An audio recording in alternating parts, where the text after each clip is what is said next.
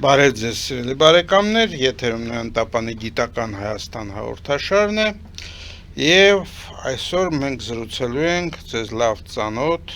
ֆիզիկա-մաթեմատիկական գիտությունների դոկտոր պրոֆեսոր Աշոտ Գևորգյանի հետ։ Ողջունում եմ պարոն Գևորգյան, այսօր ի տարբերություն նախորդ հաղորդումների, որտեղ մեր հեռուստադիտողները ձեզ ճանաչում են որպես ակտիվ հասարակական գործիչ, մենք խոսելու ենք զուտ գիտության մասին, խոսելու ենք գիտական հետազոտությունների մասին եւ ներկայացնելու ենք ձեզ որպես գիտնական։ Եթե կարելի է մատչելի լեզվով մեր հեռուստադիտողների համար ներկայացրեք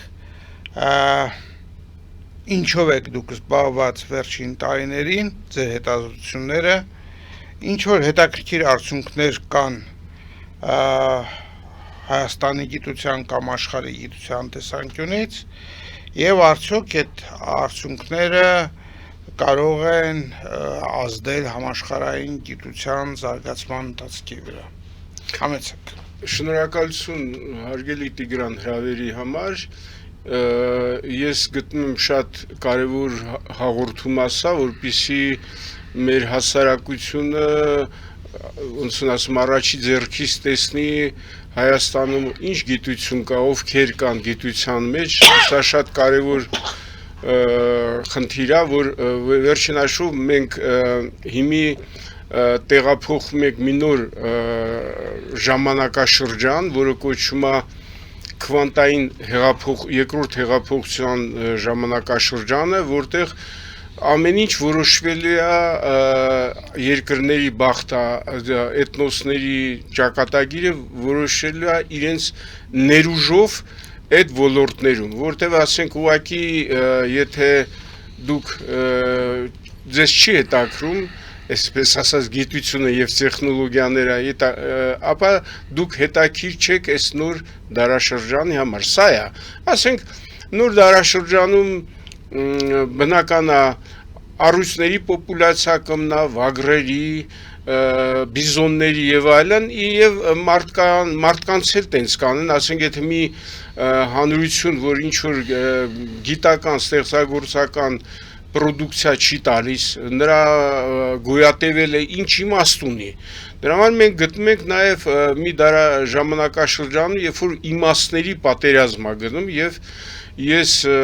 ուզում եմ եւ շնորհակալ եմ, որ հրավիրել եք, ներկայացնեմ, ասենք, ես ինչով եմ զբաղվում եւ ինչով ես նպաստում եմ այդ ոլորտում մեր էթնոսի հաջողություններին եւ ըստ էության պատերազմին։ Ես հիմնականում զբաղվում եմ տեսական եւ մաթեմատիկական ֆիզիկայով եւ բնականաբար իմ այդ խնդիրները առնչվում են նաեւ թվային մեծամասշտաբ հաշիվների բաների հետ, բայց ես իմ հետազոտությունը անում եմ ոչ թե ելնելով մոդայիկությունից, ինչն է մոդայիկ, այլ ելնելով իմ պատկերացումները այսօր ժամանակակից իմաստներից, թե ինչը լավ չի պարզաբանված, ես ուզում եմ պարզաբանել։ Մասնավորապես այսօր խոսքը կգնա էլեկտրոմագնիսական ալիքների տարրական մասնիկի, դաշտերի տարրական մասնիկի ֆոտոնի մասին, որտեղ ասենք ըստ էության էլեկտրոմագնիսական դաշտերը, ալիքները, լույսը որպես մասնավոր դրա դեպք բավական լավ ուսումնասիրված է, այդ ուսումնասիրությունները վերջի 300 ամյակը եթե վերցնենք, սկսում է Նյուտոնից։ Հետո գալիս է այնտեղ Ֆարադեյ, ենթադրենք Մաքսվելը ամփոփեց այդ ամբողջ էլեկտրոմագնիսական տեսությունը եւ ստեղծեց իրեն հավասարումները, որը մտքի հանճարեղ դրսևորում էր եւ շոտլանդացի այդ գիտնականի ստեղծած այդ հավասարումները ուրեմն տնտեսագիտական հաշվարկ են արել, որ դրա տված օգուտները մարդկությանը այնքան շատ է, որ կարան մարդկության գիտությանը ֆինանսավորեն առանց որևէ բանի 200 տարի դեպի առաջ։ Այսինքն դուք եք որպես տեսական ֆիզիկոս, տեսական մաթեմատիկոս, դուք եք ձեր այսպես արտադրանքի կարևորությունը չափում դրա կիրառականությամբ։ Ես ճիշտ հասկացա։ Եթե մի բանը շատ կարևոր է, շատ նոր միտք է, նա անպայման կիրառություն գտնում է։ Մաքսվել, որ ստեղծել էր այդ հավասարումները, նա այդ ժամանակ չէր առանձնապես մտածում կիրառությունների մասին։ Ասենք էլեկտրականության հետ, լույսի հետ մարդիկ շփվել են եւ կոպիտ ասած վաղնջենական ժամանակներից եւ Եգիպտոսի քաղաքակրթության ժամանակ հայտներ որ կային էլեկտրական նաեւ լամպեր բաներ, ինչ որ այն ժամանակվա պատկերացումների շրջանակներում։ Հիմա տեսեք, քվանտային երկրորդ հեղափոխությունը, առաջի հեղափոխությունը կապված է եղել, նշեմ, որ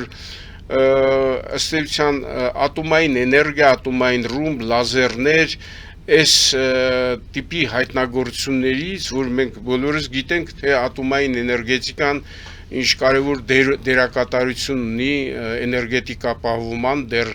նա արժևում 50 տարի որպես մինիմում այդ ատոմային էներգիան կզարգանա արդեն որպես կանաչ էներգիա, ամենա այսպես մաքուր էներգիան, շատ հետաքրքիր է։ Բայց հիմա մենք գտնում ենք երկրորդ քվանտային հեղափոխության այսպես դարաշրջանում, որը մի բառով, մի նախադասությամբ կոչվում է քվանտային ինֆորմատիկայի դարաշրջան։ Դա ինչ բան է։ Դա իրեն մեջ ամփոփում է քվանտային հաշիվներ, դա մաթեմատիկական ոլորտ է, քվանտային համակարգիչներ, քվանտային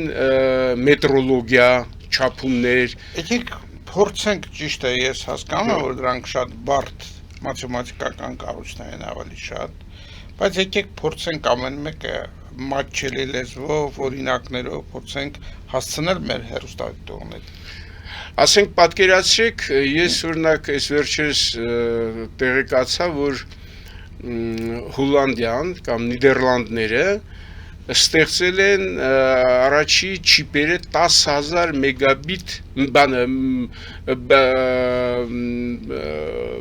քյուբիտ կառուցվածքով չիպ 10,000 քյուբիտ, որպեսզի մարդուն հասկանալի լինի, թե դա ինչ հզորություններ են, էլի, ինչ էկվիվալենտներ ունեն։ Ինչ օրինակ կարող եք։ Օրինակ, ասենք, եթե պատկերացեք, ասենք մարդուն պետք չի բացատրել, թե համակարգիչ ինչ դեր ունի կյանքում, էլի, որտեղ բոլորս ենք օգտվում հասկանալով, չհասկանալով։ Մի պատկերացեք, դուք ունեք ձեր երկրում 1000 հզոր համակարգիչներ։ Եկեք էդ էլ հասկանանք եւ սահմանենք ինչ բան է այդ հզոր համակարգիչը եւ ինչ բան է սովորական համակարգիչը։ Հա, դե այդ ճիշտ եք ասում։ Լավ, ասենք, ենթադրենք ունեք սովորական նոթբուքներ, լավ նոթբուքներ, իրենց պարամետրերով i7 եւ այլն։ Ժամանակակից նոթբուք։ Ժամանակակից 1000 երկրում կա 1000 ենթադրենք լավ նոթբուք, դա բավական առաջադիմական է, էլի, հաշիվներ անել, ինչ որ գործողություններ անել, հիշողություն պահել եւ այլ, ինժեներական հաշվարկներ անել։ Հիմա եթե դուք ունեք 10,000 քյուբիտ հզորությամբ մի հատ կոմպյուտեր, որը ծավալով շատ փոքր մի բան է, ապա դա էկվիվալենտ է 2000 աշճան երկուսի իր հզորությամբ, ասենք, եթե այնտեղ ունեք դուք 1000 հատ բաներ նոթբուքներ, ստեղ երկուսի, ասենք, այն 3 աշճանն էլ բանն է, կլինի 10,000 աշճան անգամ։ Այդ հզորությունների, այսպես ասած, այսինքն դա մի քանի կարգ բարձր է։ Մի քանի շատ կարգեր բարձր է, դա աներևակայելի։ Իսկ ինչ այդ հաշիվները բանը դուք հասկանում եք, որ մենք կարանք ամեն ինչ մի թվայնացում է, հաշիվները պահանջում, օպտիմիզացիա, արդյունավետություն, մի խոսքով ամեն ինչ բանը համակարգչային միջավայրում է կատարվում եւ հզորությունը դրանով է պայմանավորված։ Հոլանդացիների պատրաստած այդ չիպի մասին, այդ չիպը արդեն գտնվում է այդ, այսպես ասած, քվանտային համակարգչի մեջ, ինքը աշխատում է, թե Դե իրենք արդեն ստեղծել են, իրենք շուտով կսկսեն քիչ թե շատ մասսայական արտադրել, բայց ամբողջ խնդիրը նրա մեջ է, որ այսօրվա բոլոր այսպես ասած միկրոչիպերը եւ այլը ստեղծվում են նորից հոլանդացիների կողմից ստեղծված հաստոցների միջով։ Մենակ հոլանդացիներն են այն հաստոցները ստեղծում, որը այդ միկրոէլեկտրոնիկ այդ չիպերը բան արտադրում է Թայվանում օրինակ։ Դա հոլանդական բան է։ Եվ ես ինչ եմ օրինակ բերեմ այդ երկրին, որտեղ մենք Հոլանդիայի կամ Նիդերլանդերի հետ շատ խորը դարերով հարաբերություններ ենք ունեցել, ներկայություն ենք ունեցել դեղ,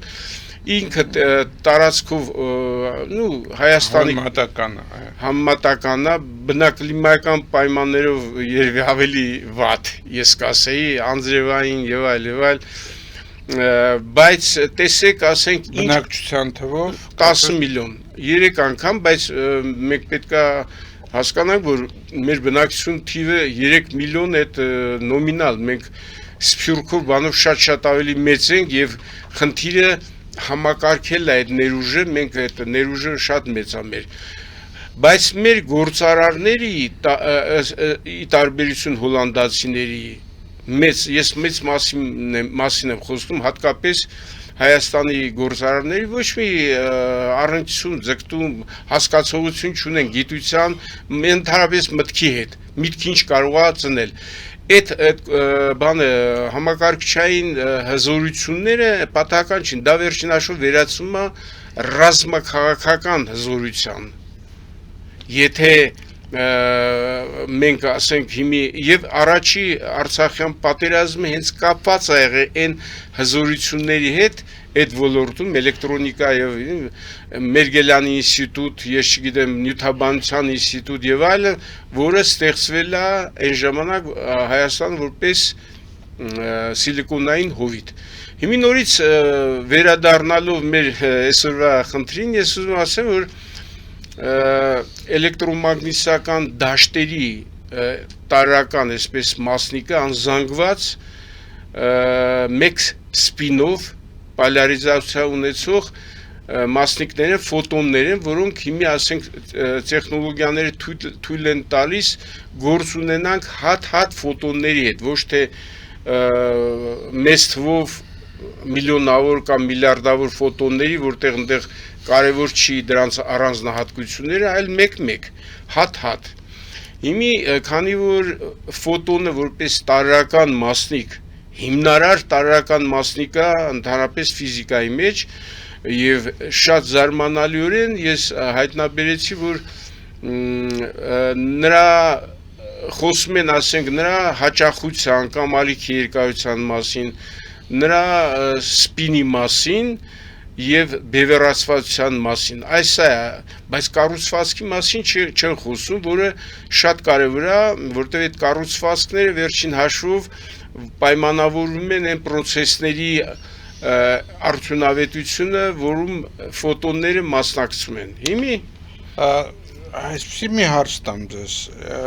բոլոր այդ հատկությունները, որոնք դուք ֆոտոնների համար ասեցիք, իրանք վերջո հաշվարկված են, չէ, ինչ-որ փոխազդեցությունների, ինչ-որ բանի միջոցով։ Այո։ Այսինքն ֆոտոնը որպես այդպիսի մասնիկ տեսնել, նայել հնարավոր չի դրան։ Դա այո, բոլոր ասենք նրա բևեռացվածությունը, նրա ալիքի երկարությունը, նրա սպինը, այդ բոլորը ուսումնասիրված է տարբեր փոխազդեցություններով, բայց ամենակարևոր հարցը նրա կառուցվածքը, որը պայմանավորում է ցանկացած ֆիզիկա-քիմիական պրոցեսի ընթացքի արդյունավետություն, դա կառուցվածքն է։ Այդ կառուցվածքի մասին խոսք չկար եւ ես ասեմ ես հենց ներողություն եմ խնդրում, բայց հենց դա է ուզում հարցնել։ Դուք հիմա կառուցվածքի մասին խոսում եք, այդ կառուցվածքը պետք է եւս բխի ինչ-որ փոխազդեցություններից, թե ինչպես եք դուք այդ կառուցվածքին հասնում։ Դա ըստ տրամաբանությամբ ակնհայտ է, որ ասենք անզանգված մասնիկը չնայած ինքը զանգված չունի, բայց կարա կառուցվածք ունենա, կառուցվածքը տարածության այն կտորն է, որտեղ կենտրոնացված է այն էլեկտրոմագնիսական դաշտերի էներգիան, ֆոտոն էներգիա է, հունա մի կետում, եթե մի կետում լիներ, ոնց որ հիմա պատկերացում 99% ֆիզիկոսների կողմից, ապա դա էներգիայի բանը անverջ մեծ խտություն կունենար, էլի, եթե մի կետում վերցնես։ Եվ դա նոնսենս է, դա հակատրամաբանական է եւ բնականաբար շատ հայտնի ֆիզիկոսներ, մասնավորապես Պոլ Դիրակը հանճարեղ, ինքը փորձել է այդ հարցը լուծի, բայց չի հաջողվել, ինչ-ինչ պատճառներով ես չխորանամ, այն ժամանակ ասենք մաթեմատիկական պատկերացումները բոլոր դեպքերում այն կարգի չեն զարգացված, խոսքը գնում է մի ասենք 50-70 տարվա մասին, ոնց որ հիմա էլի։ Եվ այդ հարցը չկարողացան լուծել, ու այդ հարցը տենց արկախ մնաց, նոր ես այս աշխատանքը, որ ես նոր վերջացրել եմ, մի 3-4 օր արդեն նա գտնում է տպագրության մեջ, դուրս է եկել եւ հասանելի է հետաքրքրողների համար ինտերնետում, կոչվում է առանձին ֆոտոնի քվանտային շարժում։ Ֆոտոնի ինքը քվանտային մասնիկ է, բայց միշտ նկարագրվել է Մաքսվելի հավասարումներով, բայց դա բավարար չի, քանի որ ասենք քվանտային մետրոլոգիան է զարգանում շատ մեծ արագությամբ եւ քվանտային կոմունիկացիաներ, ինչ բանա քվանտային կոմունիկացիաները, ասենք կապի նոր միջոցներ քվանտային այդ տեղափոխման, որի արագությունը ըստ էության ակնթարթային արագությունները եւ շատ մեծ ծավալի ինֆորմացիայի տեղափոխման հնարավորությունները, այդ բոլորը հենց կապված է խճճված ֆոտոնների օգտագործման հետ եւ այլն, իսկ եթե դուք ուզում եք ֆոտոնները խճճեք, ապա եթե սկզբունքային մոտենանք, պետք է ունենանք դա քվանտային նկարագրությունը։ Ֆոտոնի քվանտային նկարագրությունը ըստ էության առաջ անգամ կարելի ասել մեր այս աշխատանքում, որը ես համահեղինակությամբ երկու ռուսաստանցի գործընկերների արել ենք, իրենք հիմնականում զբաղվել են թվային հաշիվներով, որտեղ թվային հաշիվները մաթեմատիկական շատ բավական տարողունակ ու բարդ են, ու ես փորձեցի ստեղ համապատասխան մարդիկ, բայց չստացվեց, էլի ուղղակի իզորու չեղան այդ թվային հաշիվները տանել։ Շատ լավ, խոսքը վերաբերում է այս հոդվածին, ես կխնդրեմ ցույց տալ նկարը։ Հիմի ամբողջ խնդիրը այս հոդվածն է, որը տպագրվել է Particles Շվեյցարիայում լույս տեսող ամսագրում, որը այսպես ասած Q1 դասի է, Q1-ը համարվում է ամենաբարձր ռեյտինգ ունեցող ամսագրերը, եւ վերաբերում է ֆոտոնի առանձին ֆոտոնի քվանտային շարժմանը կամայական միջավայրում։ Ես ոչ միայն ասենք ըստ էության տեսական պատկերացում ստեղծել, որը թույլ է տալիս հետազոտել ֆոտոնի շարժումը թե նյութերում, թե տիեզերքում, հետազոտել թե ինչի է նա կայուն, որտեղ ասենք ֆոտոններին այդ հոսանքները, որ գալիս են տիեզերքից, մենք ուսումնասիրում ենք, պատկերացնում ենք կազմում տիեզերքի մասին։ Բայց ես մի խնդիր դրել եմ, որ մենք տեսնենք այդ ֆոտոնները, որ մեծ հեռավորությունները հաղթահարում են, ինչ են կայուն, չեն տրովում, ցրվում, չգիտեմ, ինչի չեն ցրվում, չեն տրովում, կամ ինչ ձև են ձևափոխվում, կամ ինչ ինֆորմացիա են իրենց մեջ լրացուցիչ պարունակում, որը հնարավորություն կտա, այսպես ասած, նոր ժամանակներում արդեն դա կիրառել եւ ստանալ նոր տեխնոլոգիաների հնարավորություն։ Ես ուզում եմ նշել մեծ խոնարհումս գյուտարարներին եւ այլն այդ մարդկանց, բայց գյուտարարությամբ դու հիմի չես կարող ոչ մի քվանտային, եթե այդ գիտելիքները չունենաս, այդ դրանց վրա չհիմնվես,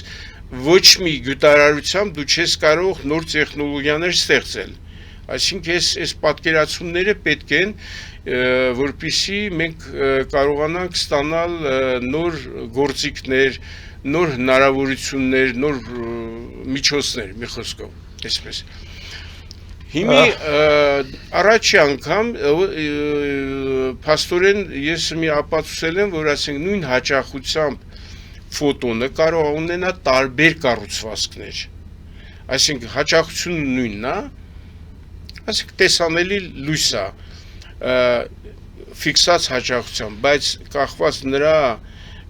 այսպես ասած, կառուցվածքից այդ լույսի, այդ ֆոտոնի ոնց է կառուցված, նրա փոխազդեցությունը, ասենք, իր շրջապատը էապես տարբեր կարա լինի։ Ես կխնդրեմ ցույց տալ երկրորդ նկարը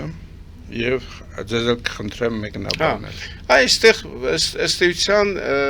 ներկայացված է ֆոտոնի շարժումը նանո լուսատարում, նանոչափական, որտեղ տեսնում ենք, որ ասենք ինքը նույն հաճախության ֆոտոնը կարող ունենա չափազանց տարբեր կառուցվածքներ, ասենք ձախ կողմից այդ բաննա ֆոտոնի կառուցվածքներն է, տեսնում ենք 2 գլխանի, 4 գլխանի, 1 գլխանի, աջ կողմից նույնն է, բայց թե ոնց է էվոլյուցիանում այդ կառուցվածքը ոնց կարա փոփոխվի։ Եվ բնականաբար սա ինֆորմացիա ստանալու նոր աղբյուր է, եւ սա ասենք ապագայում շատ հնարավոր է, որ լազերներ ստեղծեն, որը բնութագրվի ոչ միայն լույսի ալիքի հաճախությամբ, այլ կառուցվածքը, թե նրա մեջ ինչ այդ մասնիկները ինչ կառուցվածք ունեն, այդ դեպքում նույն էներգիայով ազդեցությունը լրիվ ուրիշ ձևի կլինի, ասենք այն օբյեկտներին, որով մենք ասենք լազերով ազդում ենք, ենթադրենք։ Ես կուզենայի հիմա խոսել մի բանի մասին, որքան ես հասկանում եմ այս հոդվածի ողջ հոդվածը ինքը հենված է որոշակի մաթեմատիկական ապարատի վրա եւ դուրս է բերում զուտ մաթեմատիկորեն։ Դրանց փորձնական հաստատման ճանապարհին ինչ խոչընդոտներ կան, հնարավոր է դա անել, թե ոչ, եւ արդյոք դուք պատրաստվում եք այդ ուղղությամբ եւս աշխատել։ Այս աշխատանքը իսկ ճիշտ է, ինքը բուն մաթեմատիկական աշխատանք է, բայց դա չի նշանակում, որ այսինքն ելնելով հիմնարար սկզբունքներից, մասնավորապես Յանգ-Միլսի հավասարումները կոնկրետ հարմարեցված են այս քվանտային շարժումը ֆոտոնի նկարագրելու համար եւ ասենք քանի որ հիմի նույն Հոլանդիայում այդ նանո չափային այդ լուսատարները մշակվում են բան տեխնոլոգիաների համար չիպերի եւ այլ հենց կարելի է այդ բոլոր մաթեմատիկական արդյունքները տեսնել, ստանալ, փորձեր դնել այդ նանո չափային լուսատարների վրա եւ ականատես լինել նոր երևույթների։ Այսինքն ես ուզում եմ ասեմ, տեսեք էլի, որ ես նախանձով եմ նայում, անկեղծ ասած, Հոլանդիային իր ինովացիոն այդ ահռելի պոտենցիալին, ինչ գիտությունը ոնց է կազմակերպել, մի կողմից ասենք հիմնարար գիտությունը ոնց է զարգանում, մի կողմից տեխնոլոգիաները։ Մեր մոտ տես բան չկա, ցավոք սրտի, արխայիկ վիճակ է, ով ինչ կարում անում է, չկա ոչ մի ձևի մտածված Հայաստանում համապատասխան բազա, որպեսզի նման հետազոտություններ անվի կամ դրա ասենք հաստատումը կամ հերկումը ստացվի, գոյություն չունի։ Գիտեք ինչ, օրինակ ասենք, ես ականատես եմ լինում մեկ ասենք սարքեր են առնում 1 միլիոն դոլար արժողության բան, բայց այդ սարքերի վրա աշխատող մարդիկ չկան։ Ուղղակի ինչ որ մոդա է առնում են, էլի, այսինքն չի մտածված ես ոչ թե քննադատ, ոնց ասեմ, քննադատում, չգիտեմ, ոնց ուզում եք հասկանալ, տիրություն չի արում նույնիսկ այն միջոցները, որ կարելի է արդյունավետ բան անել, էլի, օգտագործել եւ արդյունք ստանալ։ Ես որ ասենք հիմնարար այդ գիտական հարցերով զբաղվում, բնական է ինձ շատ է հետաքրքրում, որ դա հասնի մինչև կիրառություն, բայց իմ ուժերը դրան բավարար չեն։ Ասենք օրինակ մենք հիմի փորձեր ենք անում այն անզանգված մասնիկների վերաբերյալ, որ ես անվանել եմ հայուններ, որը իմ պատկերացմամբ հենց տարածությունն է ստեղծում, տարածության արկայության գինը այդ անզանգված մասնիկներն են։ Մենք այս տերության ասենք մի 3-4 տարի փորձեր ենք անում եւ հայտնաբերել ենք այդ մասնիկների գոյությունը, բայց մեր տեխնիկական հնարավորությունները այնքան սուղ են, պատկերացրեք, որ եւ ցավոք սրտի ստեղ գուցե ասենք եթե ինչ որ կենտրոնացված ղեկավարում լիներ բան, հնարավոր լիներ այդ փորձերը հասցնել են բարձր մակարդակի եւ փորձարարական արդյունքը տպվեր։ Դուք պատկերացնում եք Հայաստանից տպվեր եւ ցույց տրվի, որ կա գոյություն ունի մասնիկ, որով կառուցված է տեզերական այդ տարածությունը։ Առանց այդ մասնիկի գոյություն չունի տարածություն։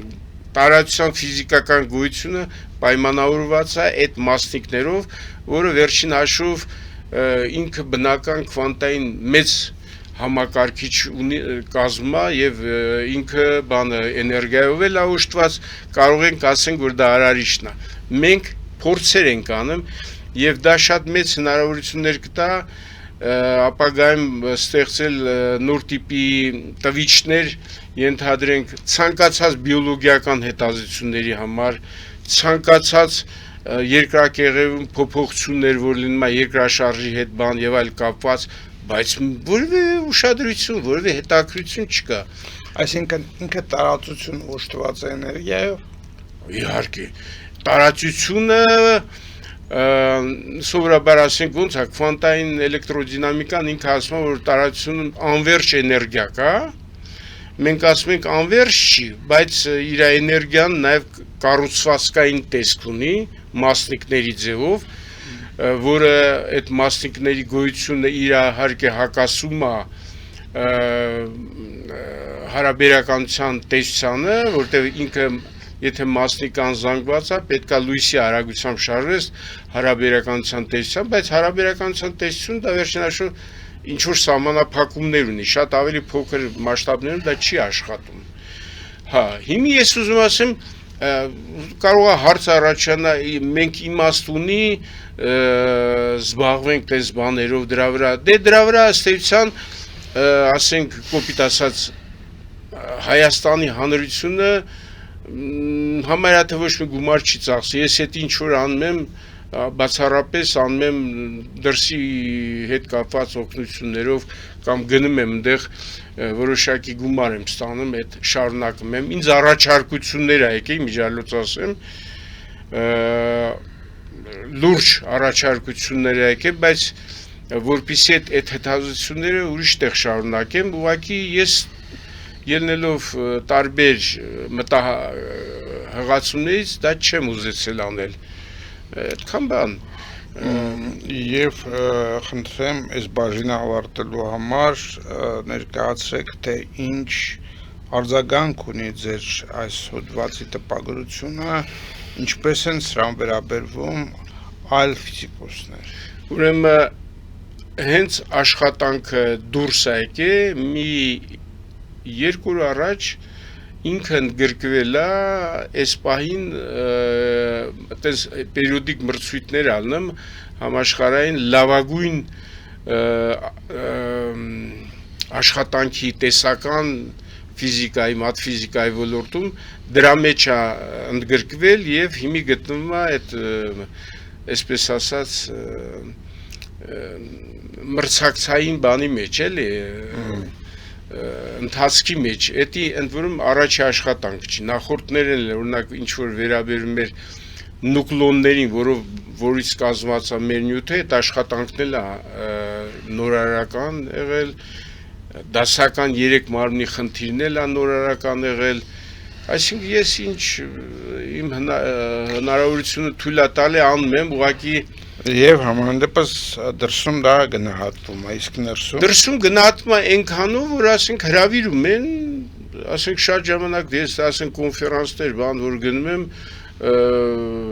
այդ ծախսերի մի մասն եմ փակում կամ լրիվ եմ փակում, դրա ես որպես կանոն Հայաստանի բյուջեից կամ գիտկոմ բան, ես ընդհանրապես գիտկոմից ոչ մի գրանտ ըստեյության բացի մի պատահական գրանտից չեմ ստացել ու այդ անիմաստ եմ արդեն գտնում իրանց դիմելը, որտեղ գտնում եմ, որ սխալ կառույցա Շատ լավ, Հայաստանի գիտության կառուցվածքի մասին մենք ուրեմն խոսենք գովազդային դադարից հետո Սիրելի բարեկամներ, մնացեք մեզ հետ, գովազդից հետո մենք խոսելու ենք հայաստանյան գիտության կազմակերպման, մեթոդաբանության եւ խնդիրների մասին։ Գովազդը եթերում։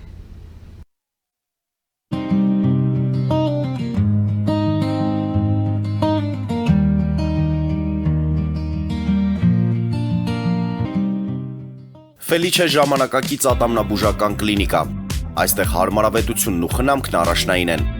Այստեղ կիրառվում են ատամնաբուժական ամենաժամանակակից տեխնոլոգիաներ, ճշգրիտ ախտորոշում, արդյունավետ բուժում, նուրբ փորձառություն եւ անհատական մոտեցում։ Սկսած սովորական մանրուքներից մինչև առաջադեմ ընթացակարգեր, այստեղ դուք գտնվում եք բարձր որակավորում ունեցող եւ փորձառու ատամնաբուժական մասնագետների ձեռքերում։ Մեր բարեկամական եւ հյուրընկալ անձնակազմն այստեղ է յուրաքանչյուր այցը հաճելի դարձնելու համար։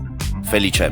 Ձեր առողջ եւ ամենաերջանիկ շպիտը սկսվում է այստեղից։ Եկեք եւ բացահայտեք նորարարության փորձագիտության եւ կարեկցանքի կատարյալ համադրությունը։ Երևան Փոստը Գրանադա Հյուզում տեղեկացնում է։ Դրամական փոխանցումներ 1%-ով։ Օդանավով 1 փաունդը 2.99։ Նավով ուղարկեք 1 արկղ, երկրորդ արկղը անվճար։ Ավտոմեքենաների փոխադրում անհավատալի արժեքներով։ Ինչպես նաև կահույք եւ մեծ չափի բեռների փոխադրում։ Jackpot հագուստի խանութը երկրորդ մասնաճյուղն է բացել Գլենդելի սրտում, որտեղ կարող եք ձեռք բերել եվրոպական եւ ամերիկյան ընտիր հագուստեղեն, կոշկեղեն, աքսեսուարներ, պայուսակներ ամենահարմար արժեքներով։ Նաև կարող եք ցանկացած ապրանք պատվիրել եւ ձեռք բերել կարճ ժամանակում։ Jackpot-ի Գլենդելի հասցեն է 1135 North Pacific Avenue Հեռախոս 818 813 2252 Jackpot հագուստի լավագույն կենտրոնը Գլենդելում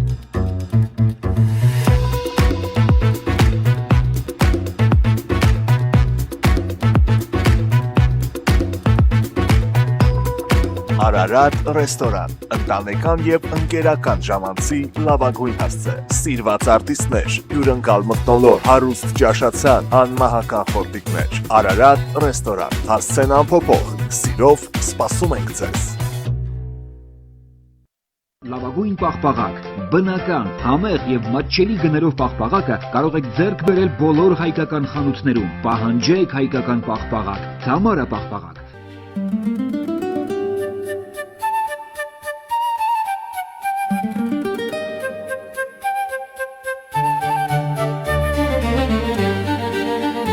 Նոյան տապան տպարան, Նոյան տապան հրատարակչություն, շարվածքից մինչև տպագրում, զանգահարեք, գրեք, այցելեք, միասին պատրաստենք ձեր գիրքը, ամսագիրը կամ թերթը, որտեղ նշվելու է, տպագրված է Նոյան տապանում։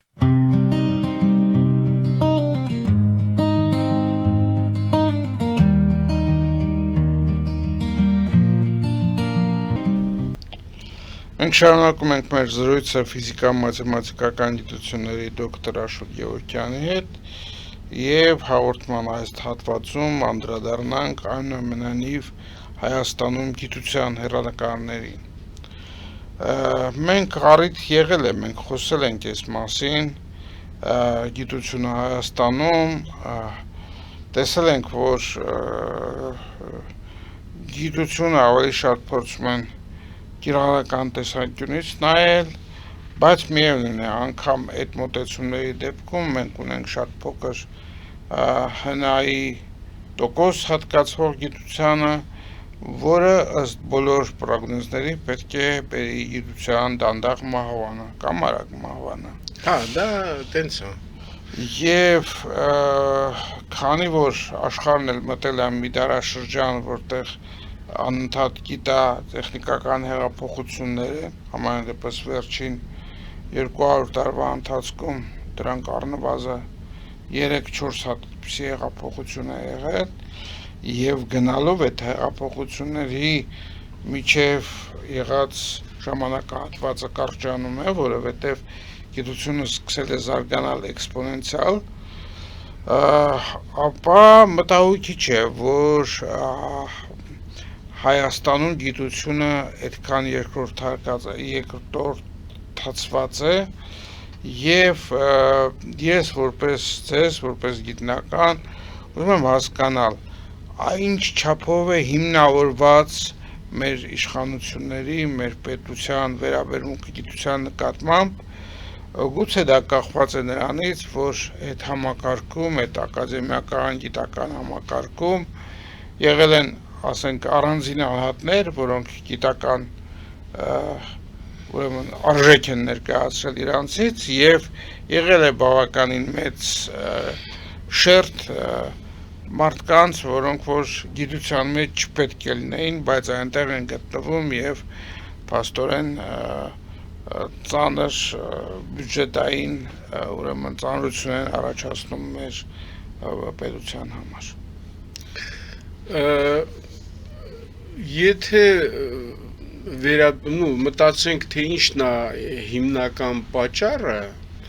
ապա եթե շատ կարճ հակիրճ ասեմ, ապա դա մեր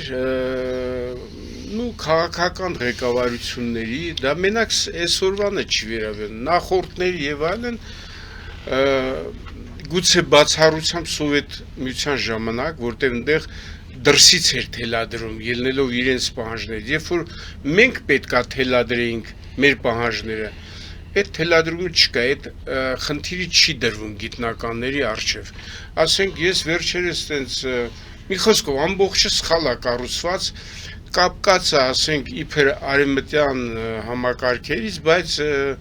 ասենք այն մարդիկ, որոնք զբաղվում են այդ գործը կազմակերպելով բանով,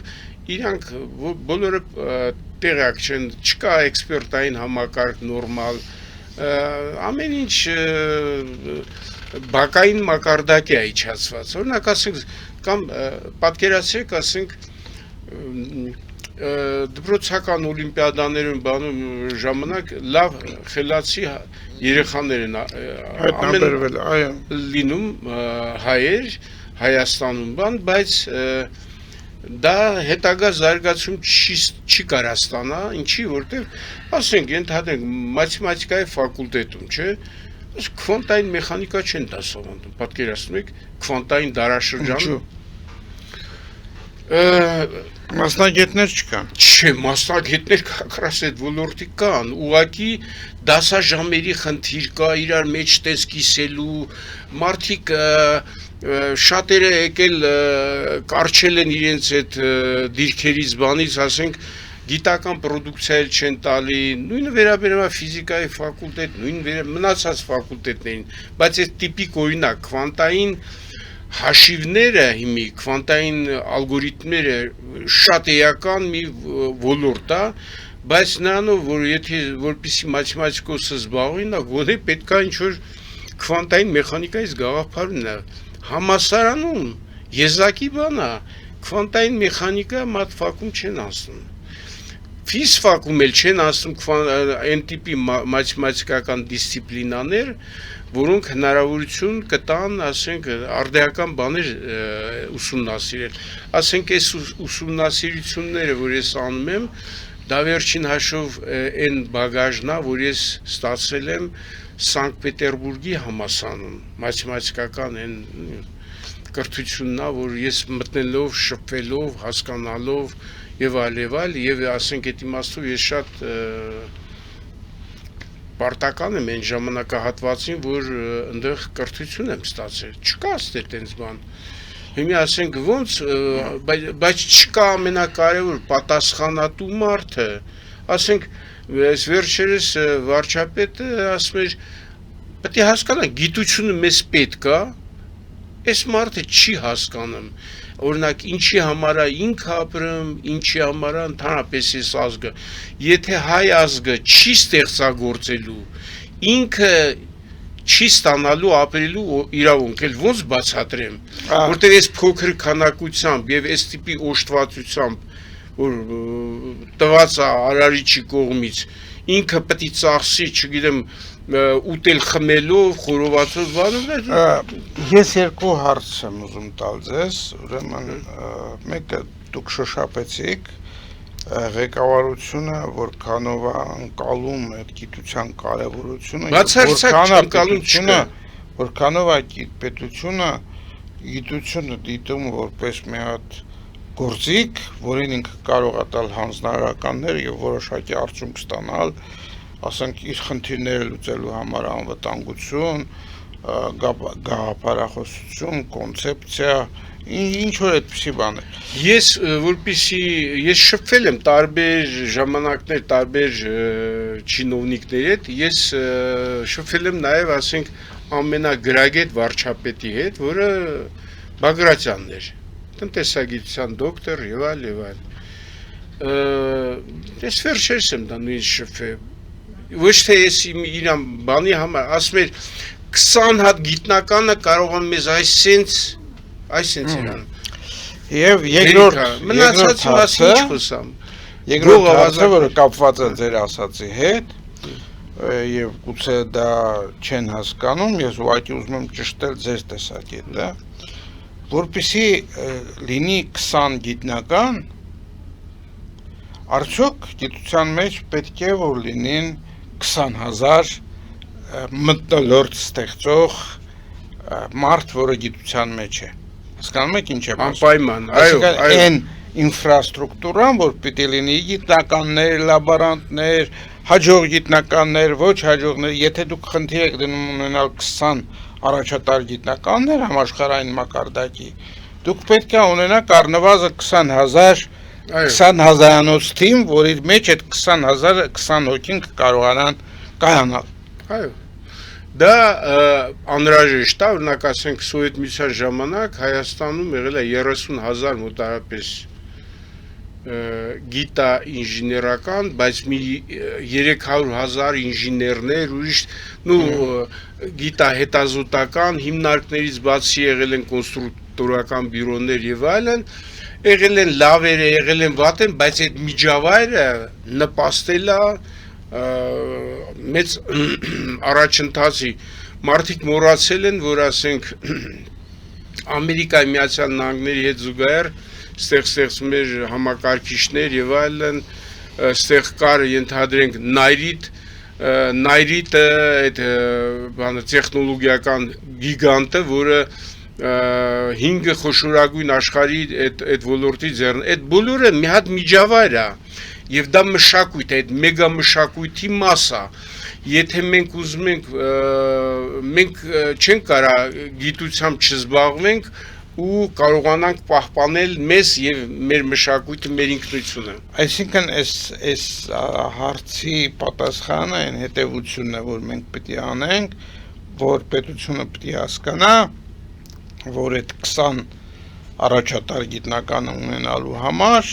ինքը չի կարող կրճատել մնացած ինֆրաստրուկտուրան, այնքան որ մնան մենակ այս 20 հոգին։ 20 հոգին միայնակ ոչինչ անել չեն կարող, չեն էլ ծնվի նրանք։ Այո, իհարկե։ Պետք է ունենալ աշխատող գիտական հիմնարկներ, ինստիտուտներ, պետք է աշխատել ինստիտուտների տարածքը չվաճառել